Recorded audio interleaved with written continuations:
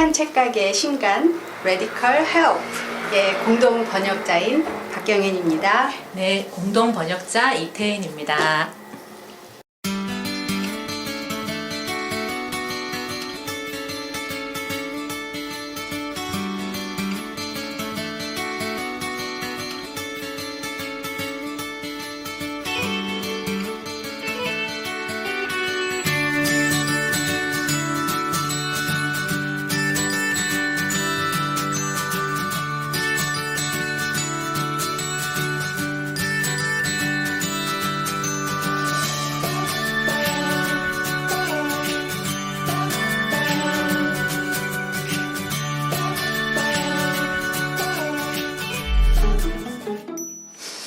이 책의 마지막이 초대로 끝나는데 여기 마지막에 그 구절을 보면은 근데 초대가 영어로 뭐라고 돼 있어요?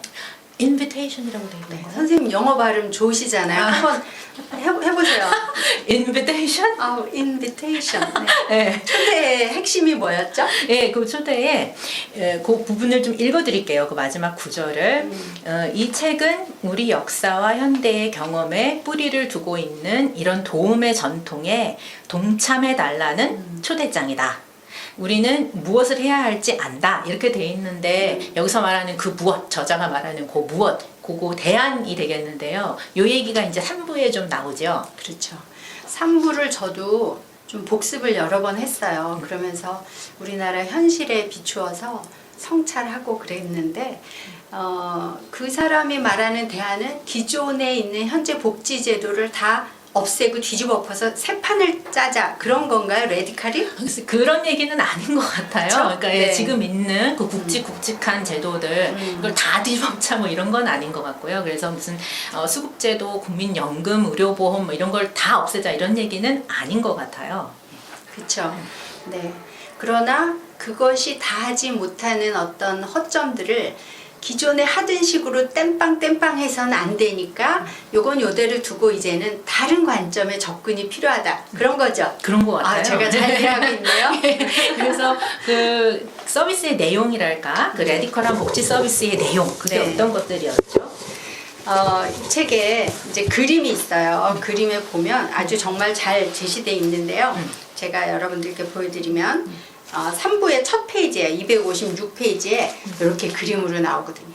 20세기형 복지에서는 사람의 결핍과 문제를 초점으로 어떻게 관리하고 위험이 더 커지지 않게 할까, 그러기 위해서 어떻게 효율적으로 하고 비용을 줄일까, 시스템 어떻게 관리할까, 그거라면 앞으로 레디컬 헬프는 그게 아니라 좋은 삶이 무엇인가 이거 먼저 생각하고 시작하는 거예요. 네. 당신은 어떤 삶을 좋은 삶이라고 생각하세요. 여기서 시작하라는 거죠. 그러다 보면 그러기 위해서 이 사람이 할 수 있는 걸 뭔가 하게 하고 역량을 키우고, 그러기 위해서 주변에 있는 가족, 친구, 이웃 또는 자조 모임의 공동체, 이런 사람들이 야, 너 이런 거 잘하더라, 너 이거 저기 가면 할 수 있을 것 같아, 이렇게 관계를 형성해야 되는데 그 관계는 기존의 복지제도가 주지 못하는 거죠. 복지제도는 오히려 관계를 단절하고 굉장히 편협하게 해야 실적 보고하고 성과 내기가 좋잖아요. 근데 21세기형 레디컬 헬프는 관계는 다양하고 풍성할수록 좋다. 한 사람이 가져오는 관계는 무한하다. 그래서 다양성, 그리고 모두가 모두를 돌보는 그런 개방성, 이런 것이 레디컬 헬프가 주장하는 새로운 접근 방법인 것 같아요. 네, 지금 선생님도 여러 번 관계라는 단어를 쓰셨는데 이 책에도 되게 관계라는 말이 여러 번 등장하잖아요. 네, 네. 굉장히 여러 번 등장하는데 관계 중심 근데 관계라는 거에 대해서 조금 더 얘기하면 좋을 것 같아요. 어떻게 보셨어요? 저는 솔직히 말씀드리면 관계 중심이라기보다는 사실 사람 중심이 아닐까? 그런 생각도 해봤어요. 우리가 이제 가끔 어떤 사람들은 그래요.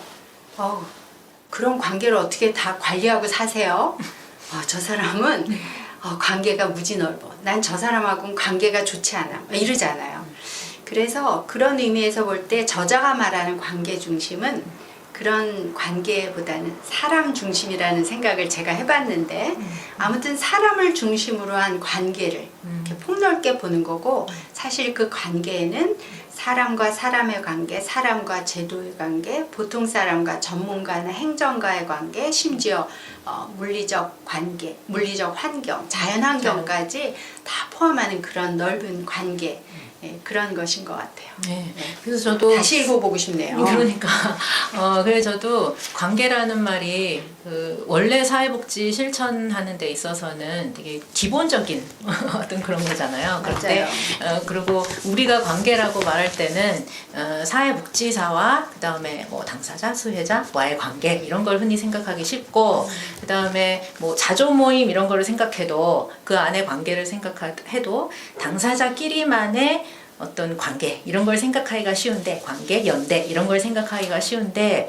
이분은 지금 거기를 넘어서는 어떤 얘기를 하고 있는 것 같아서 저는 그게 좀 눈에 띄더라고요. 그래서 그냥 당사자나 사회복지사와 당사자, 수혜자만의 관계가 아니라 더 되게 폭넓은 사회 계층의 사람들이 다 함께해서 그 사회적 그 관계망이라는 것 자체가 되게 두터워지고 그다음 넓어지고 그렇게 해줬을 때 이것이 되게 지속 가능한 어떤 원조가 된다 그런 얘기를 하고 있는 것 같더라고요. 네.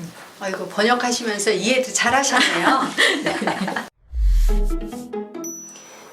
도움은 가난한 사람이나 특수한 사람에게만 필요한 게 아니고 우리 모두가 살아가다 보면 어느 특정 시기에는 도움이 필요로 하죠. 도움을.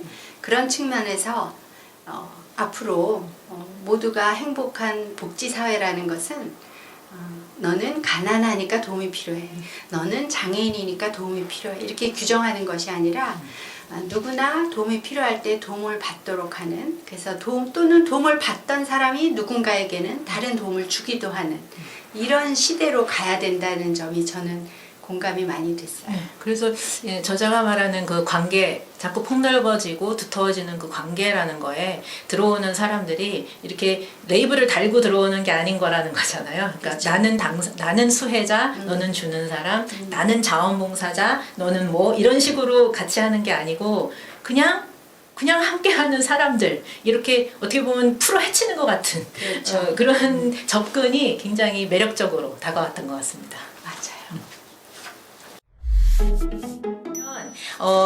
이 책을 읽으신 분들이 이분이 제안하는 그 대안이라는 거를 우리나라에는 어떻게 적용을 할 수 있느냐 이런 생각들을 좀 하실 것 같아요. 선생님은 어떻게 보셨는지요? 저자는 이제 좀 강력하게 주장하려고 레디컬 헬프라고 이제 이름을 붙였지만 우리나라에도 십수년 전부터 이런 흐름은 있어 왔다고 저는 알고 있어요. 뭐 강점 관점 접근이라든지 사회복지 실천에서는 임파워먼트, 그리고 더 폭넓게는 도시 재생, 사회적 기업, 협동조합, 뭐 공동체 이런 것들이 일련의 당사자 중심, 참여, 민주, 역량을 키워주는 공동체 이런 것과는 저는 맥락을 같이 하고 있다고 보고, 그래서 뭐 조금만 생각하면 현장과 바로 연결될 수 있다고 보고요. 두 번째로는 앞서도 잠깐 말씀드린 것처럼 우리나라도 영국과 유사한 그 단절의 문제점, 사회복지 제도가 계속 확충되면서 사람이 사라지는 그런 좀 문제점들이 보이기 시작했거든요. 그래서 그런 점에서 이 책을 좀 공부하면서 우리가 사람의 어떤 얼굴이 있는 복지, 온기, 체온을 느낄 수 있는 사회 이렇게 좀 만들어가는데 이 책이 좀 잘 익히고 활용이 됐으면 좋겠습니다. 네. 근데 그 구체적이고 아주 그런 매뉴얼 같은 지침 뭐 이런 거를 원하시는 분들은 이 책을 이렇게 보시면은 약간 실망을 하실 수도 있을 것 같아요.